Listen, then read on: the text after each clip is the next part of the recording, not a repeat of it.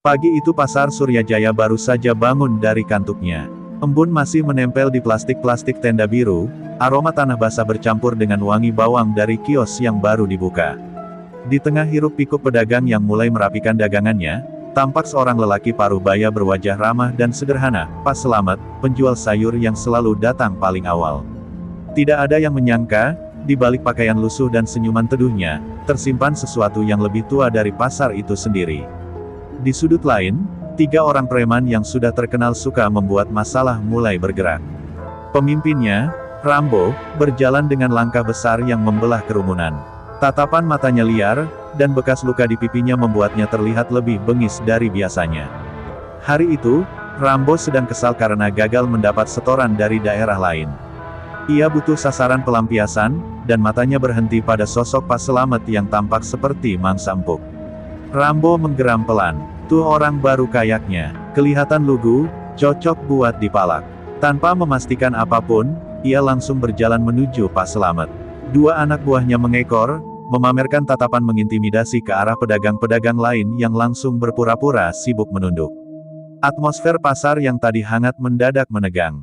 Pak Selamet sedang menyusun kangkung ketika tangan Rambo tiba-tiba menarik kasar keranjang sayur di depannya. Sayur-sayur tumpah, beberapa jatuh menggelinding di lantai. Orang-orang sekitar terlonjak kaget, tetapi tidak ada yang berani bersuara. Pasar seperti membeku. Dengan wajah datar, Pak Selamet menatap sayur-sayurnya yang berserakan, lalu menatap Rambo tanpa sedikit pun kemarahan.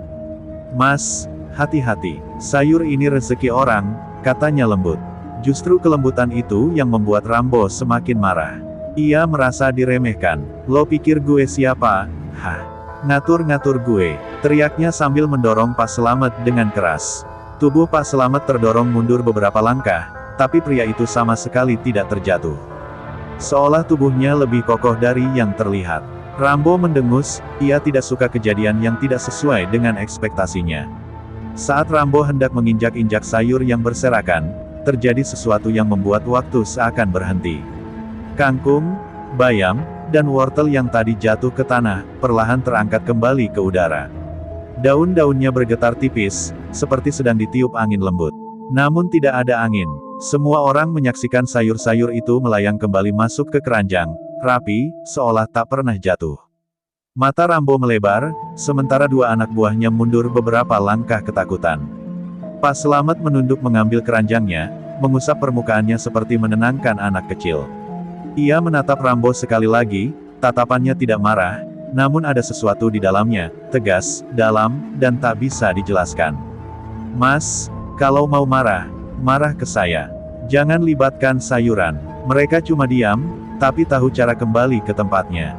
Pasar kembali sunyi. Rambo tiba-tiba merasa ada sesuatu yang sangat salah dengan orang yang ia hadapi. Namun gengsi membuatnya tidak bisa mundur.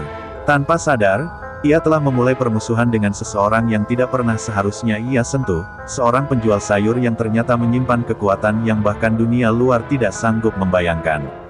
Kerumunan pasar masih diliputi keheningan yang berat setelah kejadian aneh itu.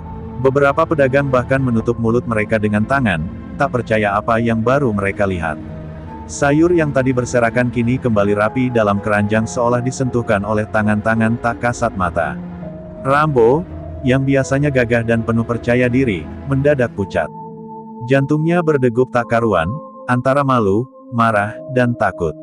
Namun gengsi seorang preman tidak pernah membiarkan dirinya terlihat takut. Rambo memaksa wajahnya tetap keras. "Lo, main sulap," katanya dengan nada menggertak, meski suaranya terdengar goyah. Ia melangkah maju lagi, mencoba menutupi rasa gentarnya. Anak buahnya saling pandang, bahkan mereka tak berani mendekat. Ada sesuatu pada Pak Selamet yang membuat bulu kuduk mereka berdiri. Pak Selamet tidak menjawab. Ia hanya menepuk-nepuk daun kol yang berada paling atas, seperti memastikan semuanya baik-baik saja. Tangannya bergerak tenang, terlalu tenang untuk seseorang yang baru saja didorong dan dihina. "Mas, dunia ini punya aturan," ucapnya pelan. "Kalau kita melanggar keseimbangan kecil, kadang ada sesuatu yang menegur." Suaranya lembut, tapi ada gema aneh mengikuti kata-katanya, membuat udara di sekitar seolah bergetar samar. Kalimat itu justru membuat Rambo makin kesal. Ia merasa dipermainkan. Dengan geram ia mendorong keranjang itu lagi, bermaksud menumpahkan sayur untuk kedua kalinya. Tapi begitu tangannya menyentuh sisi keranjang, sebuah tekanan halus, namun sangat kuat, mendorong balik tangannya, memaksa Rambo mundur 2 langkah. Seolah ada kekuatan lembut namun tak tertandingi yang menolak perlakuannya. Para pedagang mulai berbisik ketakutan. Beberapa ibu-ibu yang memegang tas belanja bahkan memutuskan pergi menjauh. Rasa takut mereka bukan kepada Rambo, melainkan pada Pak Slamet. Bukan karena ia menunjukkan kekerasan, tetapi karena ia menunjukkan sesuatu yang tidak seharusnya dimiliki manusia biasa. Sesuatu yang membuat batas antara dunia kasat mata dan dunia tersembunyi menjadi kabur. Rambo menelan ludah keras-keras. Untuk pertama kalinya dalam hidupnya, ia merasa tidak memahami situasi. "Lu siapa sebenarnya?" tanyanya perlahan, nada ancaman dalam suaranya berubah menjadi rasa ingin tahu bercampur kewaspadaan. Ia mencoba membaca ekspresi Pak Slamet, berharap melihat keraguan atau ketakutan. Tapi ia tidak menemukan apapun, hanya ketenangan yang mengerikan. Pak Slamet menatap Rambo, tatapannya teduh tapi sedalam sumur tua yang tak terlihat dasarnya. "Saya cuma penjual sayur, Mas," jawabnya. "Tapi jangan kira yang kelihatan sederhana itu lemah. Tidak semua yang diam berarti bisa diinjak." Ucapannya bagaikan tamparan halus yang membuat Rambo tak bisa berkata-kata. Angin tiba-tiba berhembus pelan di antara kios-kios pasar. Daun bawang dalam keranjang Pak Slamet bergoyang perlahan, seolah menyambut perubahan besar yang baru saja dimulai. Rambo menatap Pak Slamet dengan campuran takut dan kagum. Dalam hati kecilnya, ia tahu, ia telah menyentuh seseorang yang seharusnya tidak ia sentuh. Dan langkah kecil penuh arogansi pagi itu akan menyeretnya ke dalam dunia yang tidak pernah ingin ia masuki. Kejadian pagi itu langsung menyebar seperti api yang menyambar jerami kering. Para pedagang yang melihat kejadian aneh itu tidak bisa menahan mulut mereka. Mereka berbisik dari satu kios ke kios lain, dari tukang ayam sampai penjual plastik, bahwa Pak Slamet bukan orang biasa. Bahkan para pembeli yang baru datang pun ikut terseret dalam arus gosip yang perlahan berubah menjadi legenda baru di Pasar Suryajaya. Ada yang mengatakan bahwa beberapa minggu lalu, saat hujan turun deras, Pak Slamet berdiri sendirian di tengah gang pasar sambil menatap langit. Anehnya, hujan deras itu tidak membasahi area kecil di sekeliling dagangannya, seolah-olah ada payung raksasa tak terlihat melindungi lapaknya. Ada juga pedagang buah yang bersumpah melihat daun kangkung di tangan Pak Slamet bercahaya sebentar sebelum ia menempelkan daun itu ke dahi seorang anak yang demam tinggi, dan beberapa menit kemudian demam tersebut turun seketika. Rumor-rumor itu membuat sosok Pak Slamet semakin misterius. Namun ia tidak pernah menanggapi bisik-bisik tersebut. Ia tetap datang subuh, tetap menata sayurnya dengan hati-hati, dan tetap melayani pembeli dengan senyum tulus. Namun semakin ia terlihat sederhana, semakin besar dugaan orang-orang bahwa ia menyembunyikan sesuatu yang luar biasa. Sementara itu Rambo, yang biasanya tidak peduli dengan omongan orang, justru tidak bisa tidur malam itu. Bayangan sayuran melayang dan kekuatan tak terlihat yang mendorongnya mundur terus mengganggu kepalanya. Ia merasa harga dirinya diinjak, tapi di saat yang sama ia merasa ketakutan yang belum pernah ia rasakan sebelumnya. Ia terus bertanya-tanya, bagaimana mungkin seorang penjual sayur memiliki kekuatan seperti itu. Keesokan harinya, Rambo memutuskan mencari informasi lebih jauh. Ia mendatangi beberapa pedagang lama yang dikenal sering menyimpan cerita-cerita aneh. Namun semua jawaban yang ia dapat justru membuatnya semakin ngeri. Salah seorang pedagang tua bahkan berkata, "Nak, kalau kau pikir dia cuma pedagang sayur, kau salah besar.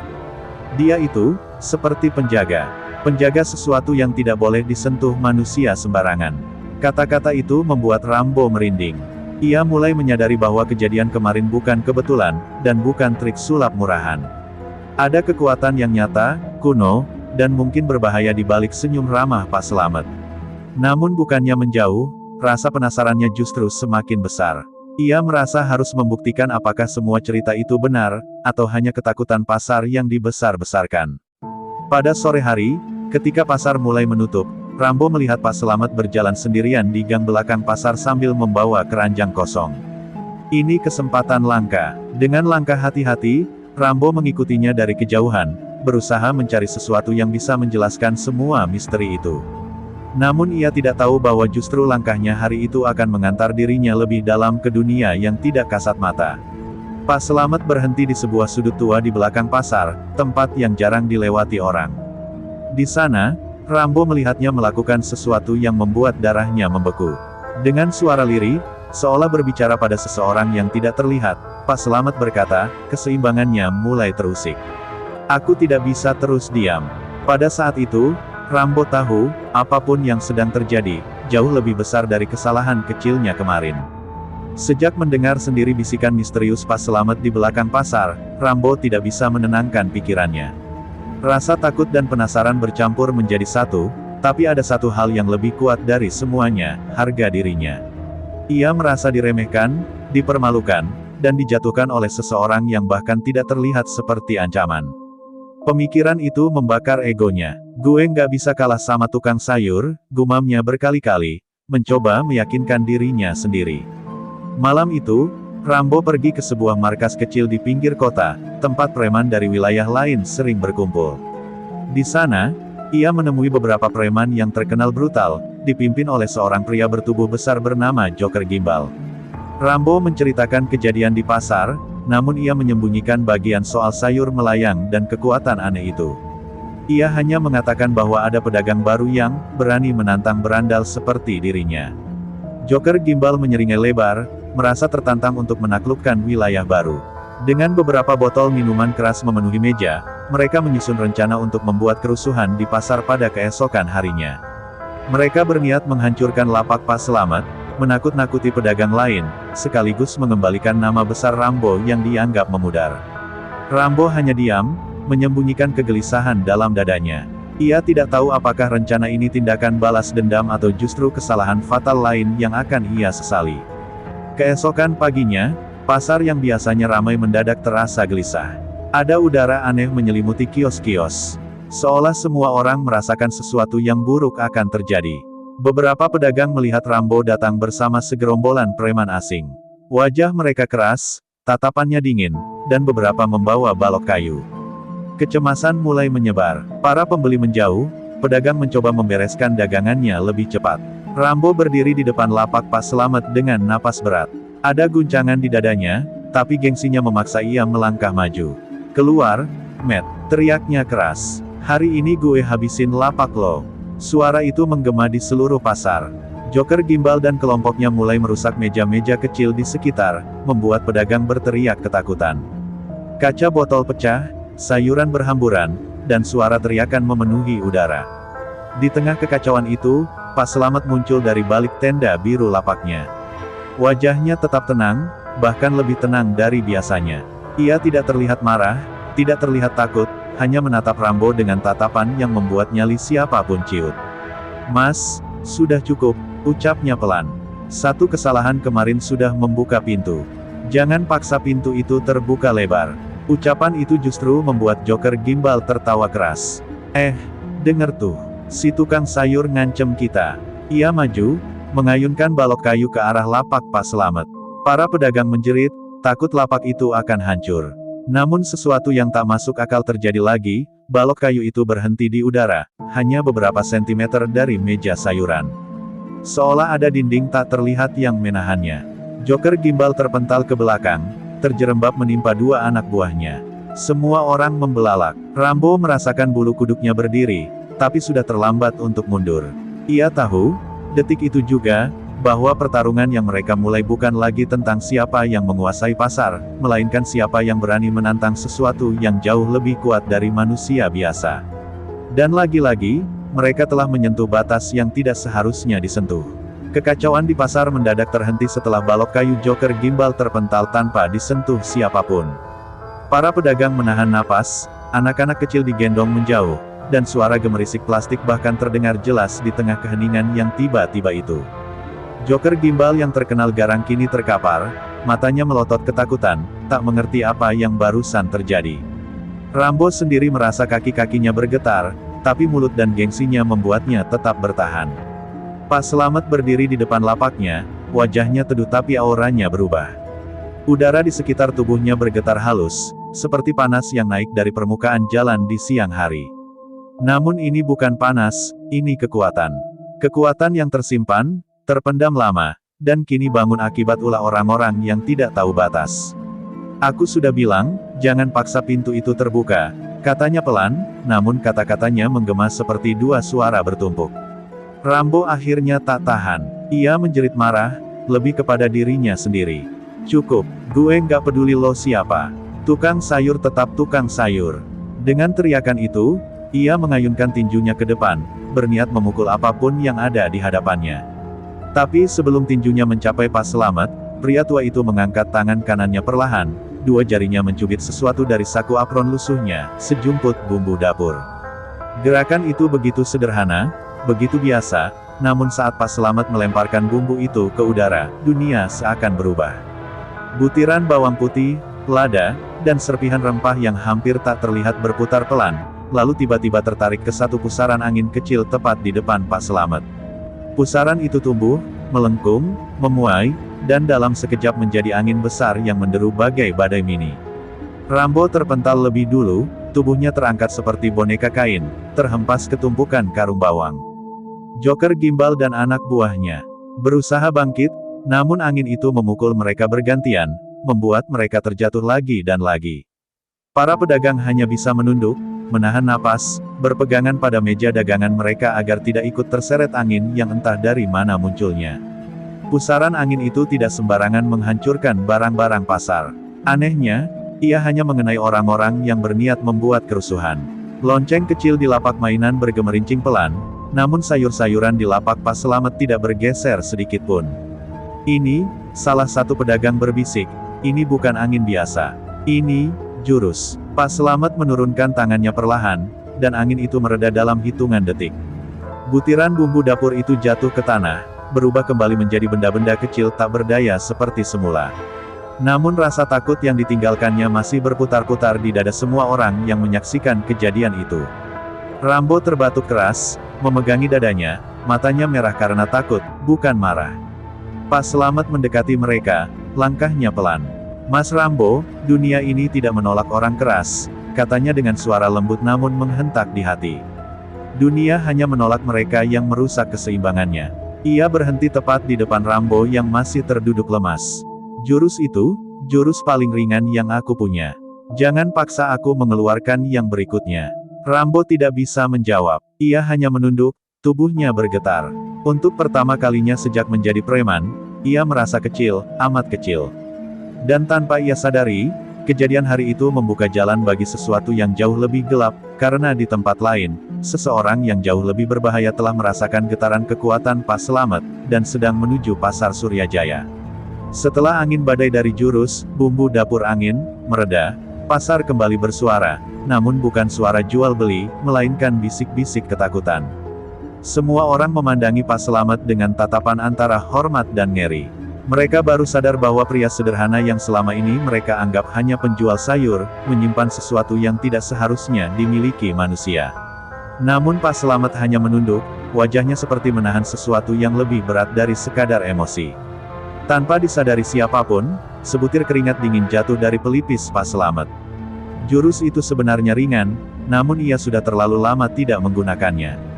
Ketika ia mengangkat kepala, terlihat jelas sorot mata yang menyimpan beban masa lalu. Ia tahu penggunaan jurus itu sudah memicu sesuatu, sebuah panggilan, yang hanya bisa dirasakan oleh orang-orang tertentu. Orang-orang yang seharusnya sudah lama tidak berada dalam hidupnya. Sementara itu Rambo, yang masih duduk gemetar di tanah, mencoba memahami apa yang barusan terjadi.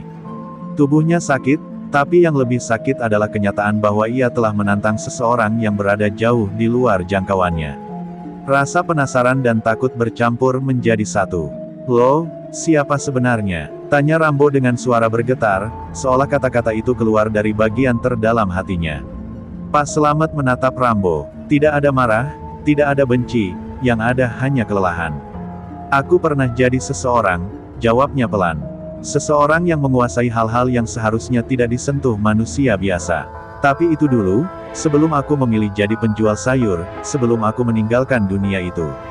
Kata-katanya menggantung di udara, seperti bayangan masa lalu yang siap kembali menghantuinya. Beberapa pedagang yang mendengarnya langsung saling berbisik. Apa dia mantan pendekar, atau dukun, atau penjaga alam? Namun tak ada seorang pun yang berani bertanya lebih jauh. Mereka bisa merasakan beban yang besar dalam suara Pak Slamet, seolah ia memikul sejarah panjang yang tak bisa diceritakan dalam satu nafas. Pasar yang biasanya ramai kini seperti tempat sakral, menunggu pengungkapan sesuatu yang telah lama terkunci. Pak Slamet menatap daun bawang yang bergoyang pelan di keranjangnya. Aku pernah tinggal di perguruan Wahaning Jagat, lanjutnya. Nama itu membuat beberapa orang terbelalak, sebuah perguruan legendaris yang katanya sudah punah puluhan tahun lalu. Di sana, kami belajar menggunakan kekuatan alam. Tanaman, angin, tanah, bahkan cahaya matahari bisa jadi senjata, jika digunakan dengan benar.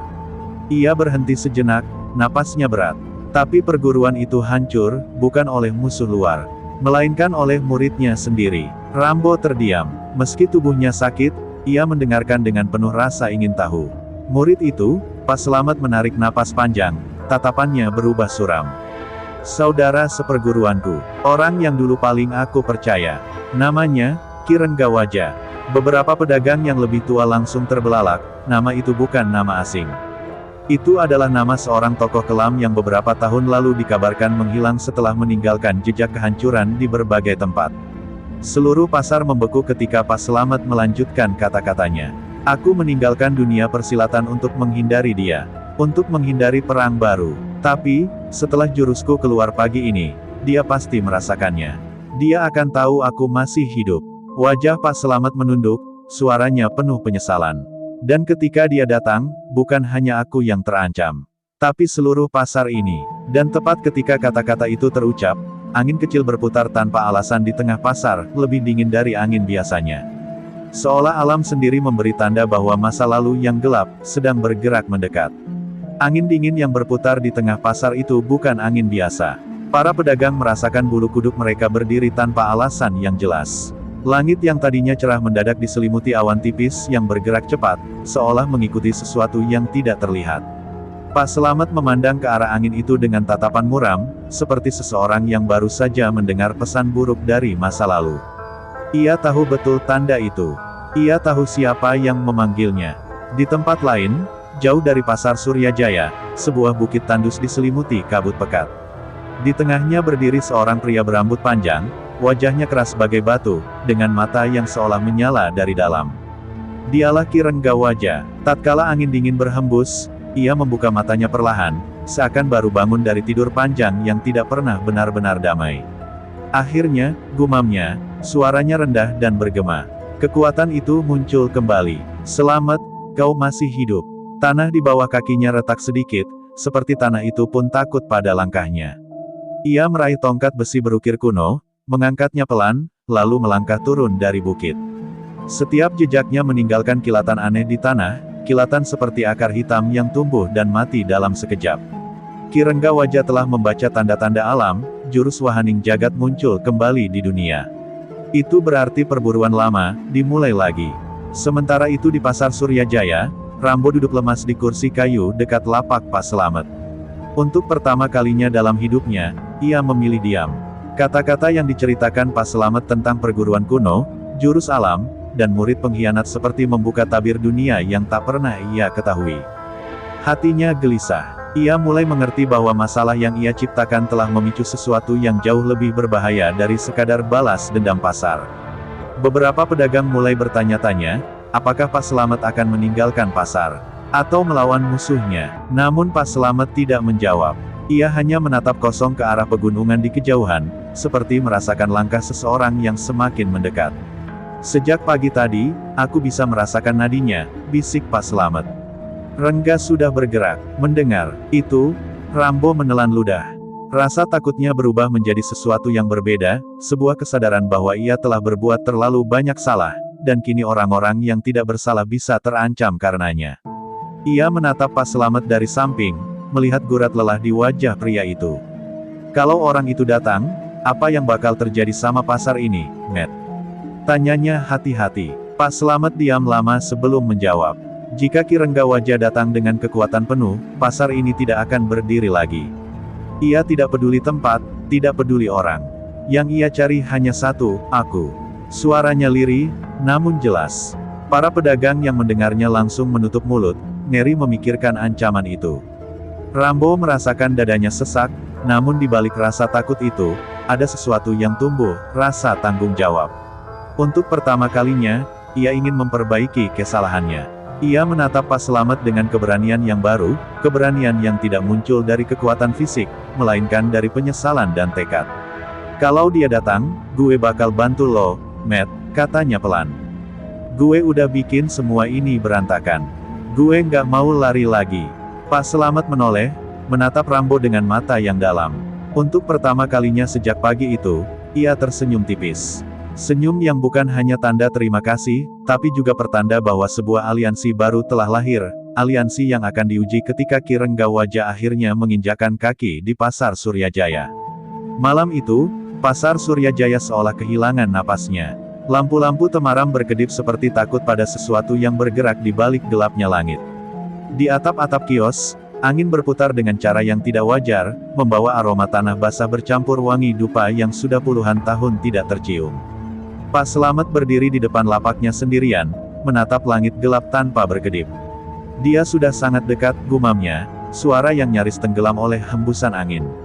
Rambo, yang kini tak lagi tampak seperti preman, berdiri beberapa langkah di belakang. Di wajahnya ada tegang, takut, tapi juga tekad. "Matt, kalau orang itu datang sekarang, kita siap nggak?" tanyanya pelan. Pak Slamet tidak menjawab, ia hanya menutup mata, merasakan setiap getaran di udara. Tiba-tiba, sebuah retakan panjang terdengar dari atap bangunan sebelah, retakan yang terlalu teratur untuk sekadar kayu lapuk. Rambo menelan ludah. "Ya Allah, itu apa?" Seolah menjawab pertanyaan itu, sebuah bayangan panjang bergerak di atas seng pasar. Gerakannya lincah tapi tidak terdengar, seperti angin yang punya bentuk. Para pedagang yang masih terjaga bersembunyi, memeluk tubuh mereka ketakutan.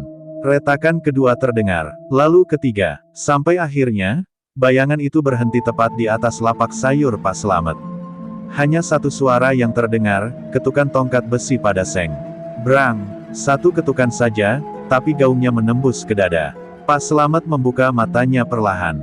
"Rengga, kau benar-benar datang." Dari atas, Ki Renggawaja berdiri tegak dengan jubah hitam panjang berkibar liar, matanya menyala merah bagai bara api yang disembunyikan. Wajahnya tidak berubah sejak terakhir kali Pak Slamet melihatnya, dingin, keras, dan penuh kebencian yang belum padam. "Slamet," serunya dengan suara menggetarkan. "Setelah semua tahun ini, akhirnya aku menemukanmu. Kau pikir bisa selamanya bersembunyi menjadi penjual sayur?" Pak Slamet menghela napas dalam. "Aku tidak bersembunyi, Rengga. Aku hanya memilih meninggalkan dunia penuh darah itu." Tatapannya mantap, tidak gentar sama sekali. "Tapi jika kau datang untuk menuntut dendam lama, aku tidak akan lari lagi." Rambo, yang tadinya hanya menonton, langsung berdiri ke depan. "Kalau mau nyari masalah, nyari sama gue dulu," teriaknya dengan suara gemetar tapi tegas. Meski tubuhnya bergetar, ia tetap membuka kedua tangannya, melindungi Pak Slamet. Ki Renggawaja memandangnya sebentar, lalu tertawa rendah. Tawa yang tidak ada manusiawinya. "Preman pasar, berani menantangku." Dan sebelum Rambo sempat berkedip, Ki Rengga mengayunkan tongkatnya.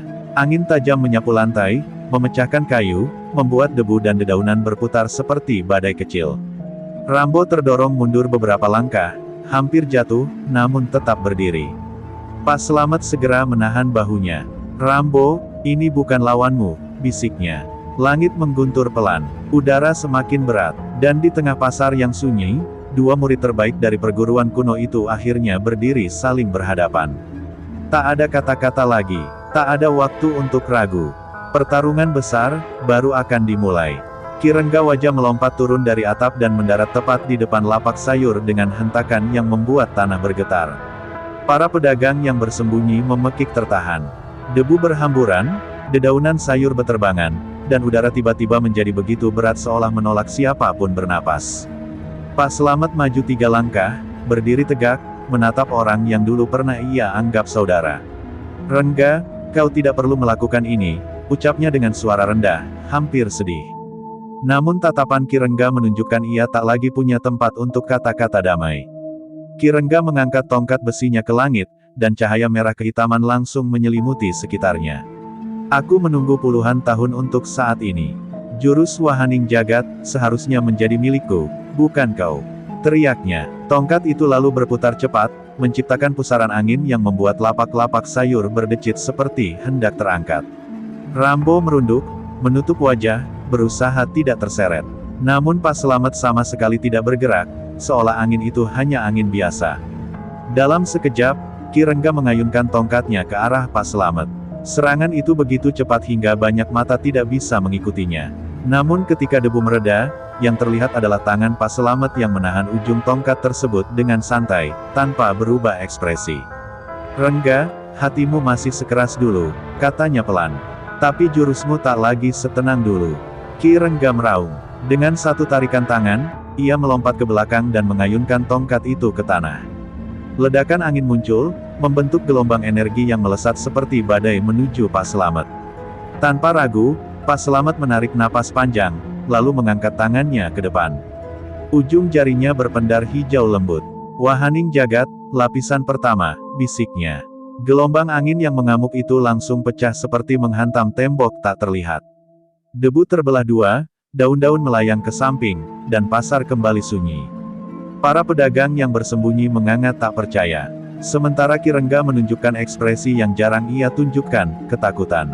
"Jadi, kau benar-benar masih menguasainya," desisnya berat. Pak Selamat melangkah maju. "Aku tidak pernah ingin menggunakannya lagi. Tapi kalau ini satu-satunya cara menghentikanmu, aku tidak punya pilihan." Suaranya dipenuhi kepedihan. Kepedihan seorang guru yang dipaksa melawan muridnya sendiri. Ki Rengga membalas dengan geraman marah, lalu melompat tinggi ke udara. Tongkatnya berputar, memancarkan cahaya merah yang semakin pekat. Serangan pamungkas. Rambo melihat itu dan panik. "Matt, awas!" teriaknya, tak berdaya. Tubuhnya ingin bergerak, tapi kekuatan serangan itu membuat lututnya lemas. Ia hanya bisa menatap dengan ketakutan saat Ki Rengga meluncur turun seperti kilat hitam yang hendak membelah bumi. Namun Pak Selamat tidak bergeser sedikit pun.